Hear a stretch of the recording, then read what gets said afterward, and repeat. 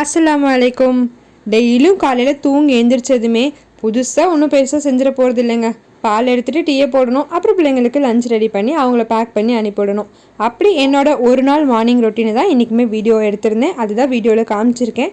Friday அப்படிங்கிறனால கொஞ்சம் ஸ்பெஷலாக தாளிச்ச சோறும் காய் போட்டு மசாலா குழம்பும் தான் வச்சுருந்தேன். வீடியோ ஓடிட்டுருக்கட்டும், நாம் எப்பயும் போல் பேசலாம். நானும் ரொம்ப நாளாக இந்த டாப்பிக்கை பற்றி பேசணும்னு நினச்சிட்டே இருந்தேன். நம்மளை மாதிரி நிறைய பெண்கள் இதை ஃபேஸ் பண்ணி கடந்து வந்துட்டு தான் இருக்கோம். சரி, இன்றைக்கி பேசிடலாம் அப்படின்னு சொல்லி தான் பேசியிருக்கேன்.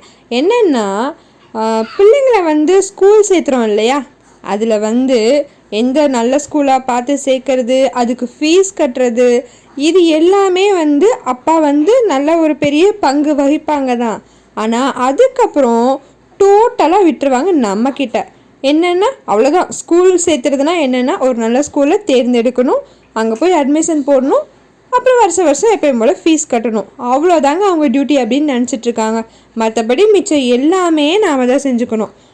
குழந்தைக்கு ஸ்கூலில் ஏதாவது பிரச்சனைனா அதை நாம் தான் பார்த்துக்கணும்.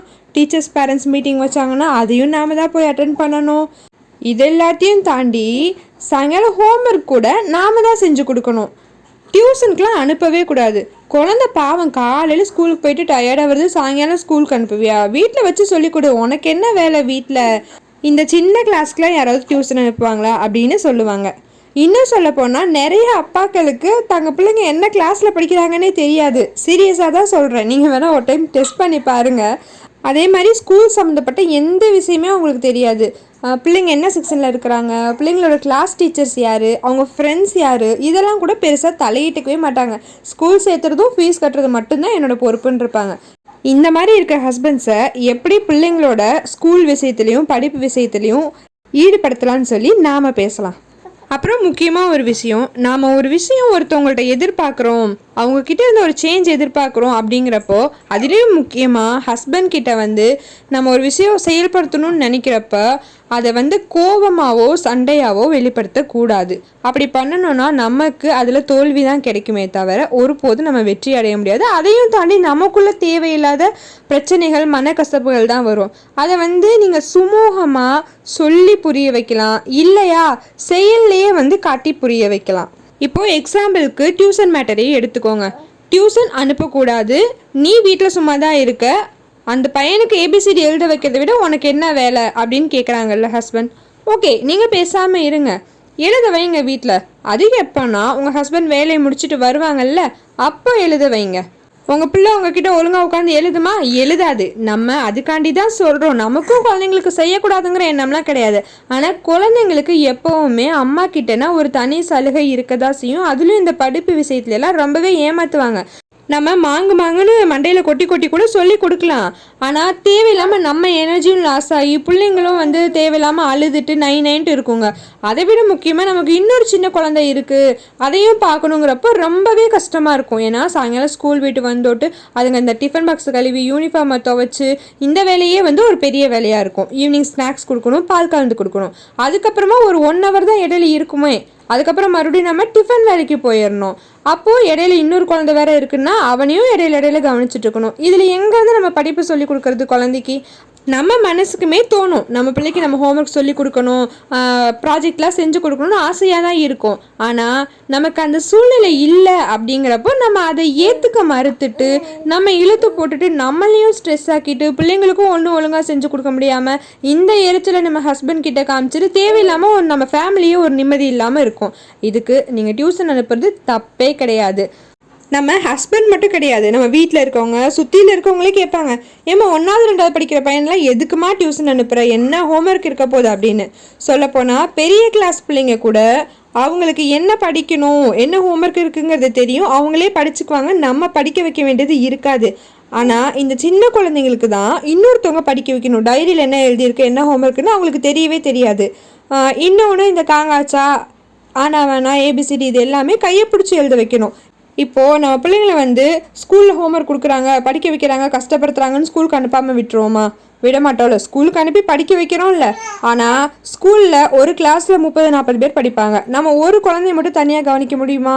அவங்க வந்து எல்லாத்தையும் காமனாக தானே கவனிப்பாங்க, கையை பிடிச்சி எழுத வச்சுட்டு இருக்க முடியாது. அப்படி இருக்கப்போ நம்ம டியூஷன் அனுப்பணும்னா அந்த மிஸ்ஸு வந்து கையை பிடிச்சி எழுத வைப்பாங்க. அந்த 1 மணி நேரம் டியூஷனில் நம்ம பிள்ளைக்கு ஒரு ஸ்பெஷல் கேர் இருக்கும். ஸோ நம்ம பிள்ளையோட டெவலப்மெண்ட்டுக்கு தான் அனுப்புகிறோம். இதில் என்ன தப்பு இருக்குது? யோசிச்சு பாருங்கள். நமக்கு இவ்வளோலாம் பிரச்சனை இருக்குது அப்படின்னு சொன்னால் இதை ஏற்றுக்குவாங்களா? ஏற்றுக்க மாட்டாங்க. ஸோ என்ன சொல்லிட்டு இருந்தேன், ஹஸ்பண்ட் வந்ததுக்கப்புறமா ஹோம்ஒர்க் எழுத வைங்க. நைஸாக என்ன பண்ணுங்கள், அவங்கள வந்து அதில் என்கேஜ் பண்ணி விடுங்க. நீங்கள் வந்து ஹோம்ஒர்க்கை ஆரம்பித்து விட்டுட்டு டாடிகிட்ட கொண்டு போய் காட்டுமா அப்படின்னு சொல்லுங்கள். ஆட்டோமேட்டிக்காக அவங்க செய்கிற மாதிரி வந்துடும். அதுலேயும் வந்து சொல்லுவாங்க, நானே இப்போ தான் வேலைக்கு போயிட்டு வந்து டயர்டாக இருக்கிறேன், என்கிட்ட கொண்டு வந்து எழுத வைக்க சொல்கிறேன் அப்படின்னு. ஆனால் அவங்க பிள்ளை அவங்கக்கிட்ட எழுதாமல் ஒரு டென்ஷன் பண்ணு பாருங்க, அப்போ தான் புரியும் நீங்கள் எவ்வளோ கஷ்டப்படுறீங்கன்னு. அப்படி ஒரு 4 நாள் பண்ணிங்க அப்படின்னா ஆட்டோமேட்டிக்காக சரி பேசாமல் என்னை டியூஷனுக்கு அனுப்பிவிடு, டியூஷனில் கூட நல்லா படிப்பான்ல அப்படின்னு அவங்க வாயிலிருந்தே வரும். அதையும் தாண்டி பக்கத்தில் டியூஷன் இல்லை, டியூஷனுக்கு அனுப்புறதுக்கு ஆள் இல்லை, அந்த மாதிரிலாம் இருந்தால் அப்போ நீங்கள் 2 பேரும் கலந்து செய்யுங்க. நீங்கள் வந்து வீம்புக்குன்னு அவங்கக்கிட்ட மட்டும் தள்ளி விட்டுறாதீங்க. 2 பேரும் கலந்து செய்யுங்க. உங்களால் முடிஞ்சப்போ நீங்கள் செய்யுங்க. இல்லைன்னா உங்கள் ஹஸ்பண்ட் கிட்ட இன்றைக்கி என்னால் ஹோம்ஒர்க் எழுத வைக்க முடியல, நீங்கள் வந்து எழுத வைங்க அப்படின்னு சொல்லி கலந்து செய்யுங்க. அப்போ வந்து உங்களுக்குள்ளே இருக்க ரிலேஷன்ஷிப் ஆரோக்கியமாக இருக்கும். ஹஸ்பண்டுக்கும் வந்து பிள்ளைங்களோட படிப்பில் நல்ல கவனம் வரும். ஹோம்ஒர்க் செய்கிறப்போ டைம் ஸ்பெண்ட் பண்ணுறாங்க இல்லையா, அதில் வந்து ஸ்கூலை பற்றி, ஸ்கூலில் இருக்க டீச்சர்ஸை பற்றி, ஃப்ரெண்ட்ஸை பற்றி நிறைய பேசுகிற மாதிரி வரும் குழந்தைங்களும் அவங்க டேடியும். அப்போ வந்து அவங்களுக்கும் குழந்தைங்கள பற்றின படிப்பு விஷயம் சார்ந்து நிறைய தெரியும். அடுத்த நாள் அவங்களே ஆர்வமாக கேட்பாங்க, நேற்று இந்த ஹோம்ஒர்க் எழுதிட்டு போனேன், மிஸ் குட்டு போட்டாங்களா, என்ன சொன்னாங்க அப்படின்னு சொல்லி அப்பாக்களுமே பிள்ளைங்களோட ஸ்கூல் விஷயத்தில் கவனமாக இருப்பாங்க. அதே மாதிரி பேரண்ட்ஸ் டீச்சர்ஸ் மீட்டிங்க்கு நீங்கள் மட்டும் போகாமல் உங்கள் ஹஸ்பண்டையும் கூட்டிகிட்டு போங்க. 2 பேரும் சேர்ந்து போகிறப்போ உங்கள் குழந்தைங்கள பற்றி நீங்கள் நிறைய தெரிஞ்சுக்கலாம். குழந்தைங்க நம்ம வீட்டில் அதிகமாக இருக்கிறத விட அவங்க அதிக டைம் ஸ்பெண்ட் பண்ணுறது ஸ்கூலில் தான். அப்போது நம்ம குழந்தைங்க என்ன பண்ணுறாங்க, எது பண்ணுறாங்கன்னு நம்ம 2 பேருமே தெரிஞ்சுக்கணும்ல. அதை வந்து நம்ம மட்டும் தெரிஞ்சுட்டா போதுமா, அப்பாக்களும் தெரிஞ்சுக்கணும்ல. அதனால வந்து என்ன வேலையாக இருந்தாலும் பரவாயில்ல, ஒரு ஹாஃப் டே, ஒரு 2 hours மினிமம் அதை ஸ்பெண்ட் பண்ணுறதுல எந்த தப்பும் இல்லை. இதை சொல்லி கூட்டிகிட்டு போங்க உங்கள் ஹஸ்பண்டையும். அதே மாதிரி குழந்தைங்க ஸ்கூல் விட்டு வந்ததும் ஒரு பக்க கதை வச்சுருப்பாங்க நம்மக்கிட்ட சொல்கிறதுக்கு. அம்மா இன்னைக்கு அது நடந்துச்சுமா, அவன் இப்படி பண்ணான், என் ஃப்ரெண்டு இப்படி சொல்லிச்சு, மிஸ்ஸை அப்படி சொன்னாங்க, மிஸ்ஸை அடித்தாங்க, அப்படி இப்படின்னு சொல்லி நிறைய கதை வச்சுருப்பாங்க கண்டிப்பாக. அதுலேயும் பெட் டைம் ஸ்டோரி வந்து நாம் சொல்ல வேணாம், அவங்க நமக்கு சொல்லுவாங்க, அம்மா இன்னைக்கு ஸ்கூலில் என்ன நடந்துச்சு தெரியுமா அப்படின்னு. அந்த கதை எல்லாத்தையும் அவங்க டேடியும் கொஞ்சம் காது கொடுத்து கேட்க சொல்லுங்கள். அப்புறமா எல்லா ஸ்கூல்லேயும் வந்து ஒரு பிரச்சனை வரும். என்னென்னா, இந்த மிஸ் வந்து என்னை திட்டிகிட்டே இருக்காங்க, இல்லைனா என்னோடய பென்சில் எரேசர்ஸ் காணா போயிட்டே இருக்குது, மிஸ்ஸுக்கிட்ட வந்து குழந்தைங்க கண்டிப்பாக சொல்ல மாட்டாங்க. இது எல்லாத்தையுமே யார் டீல் பண்ணுவா? அம்மா மாதிரி தான் இருக்கும். ஃபோன் பண்ணி மிஸ் இன்றைக்கி அப்படி ஆயிடுச்சாமே கொஞ்சம் பார்த்துக்கோங்க, மிஸ் அப்படியாமல இதை பார்த்துக்கோங்க அப்படின்னு நாம தான் பேசுவோம். அப்பப்போ அப்பாக்களையும் பேச சொல்லுங்கள். அப்பாக்கள்லாம் வந்து கொஞ்சம் இந்த படிப்பு விஷயத்தில் தள்ளி இருக்காங்களே அப்படிங்கிறதுக்காண்டி அவங்க வந்து அசால்ட்டாக இருக்காங்களா அப்படின்னா கண்டிப்பாக கிடையாது. எல்லாமே வந்து குழந்தையோட அம்மா பார்த்துக்குவா அப்படிங்கிற தைரியம்தான். அதுக்காண்டி நாம் அப்படியே விட்டுற முடியுமா? வெறுமனே ஃபீஸ் கட்டிட்டு காலையில் கொண்டு போய் விடுறதும் கூட்டிகிட்டு வர்றது மட்டுமா அவங்க வேலை? எல்லாத்துலேயுமே வந்து பங்கேற்றுக்கணும்ல. அதுலேயும் நம்ம இந்த மாதிரி குழந்தைங்களையும் அவங்க அப்பாவையும் இணைச்சி விடுறதுனால அவங்களுக்குள்ள நல்ல ஹெல்த்தியான ரிலேஷன்ஷிப் வரும், நல்ல ஒரு பாண்டிங் வந்து இம்ப்ரூவ்மெண்ட் ஆகும். இதை சண்டையாக வெளிப்படுத்தாமல் சுமூகமாக செயலில் வெளிப்படுத்துகிறப்போ உங்களுக்கும் உங்கள் ஹஸ்பண்டுக்குமே நல்ல புரிதல் வரும். ஓகேங்க, உங்கள் லைஃப்பில் இந்த மாதிரி தான் நடக்குதா, நீங்கள் இதை எப்படி சமாளிச்சிங்கன்னு சொல்லி கமெண்ட்ஸில் தெரியப்படுத்துங்க. அப்புறம் முக்கியமாக என் வீட்டுக்காரர் பிள்ளைங்க படிப்பு விஷயத்தில் தலையிடவே மாட்டார், கண்டுக்கவே மாட்டார் அப்படின்னு புலம்பிட்டு இருக்க உங்கள் ஃப்ரெண்ட்ஸுக்கு இந்த வீடியோ அனுப்பிச்சு மறக்காமல் பாரு அப்படின்னு சொல்லுங்கள். இன்னொரு பயனுள்ள வீடியோவுடன் காரிகை மேதினியில் மீண்டும் சந்திக்கலாம்.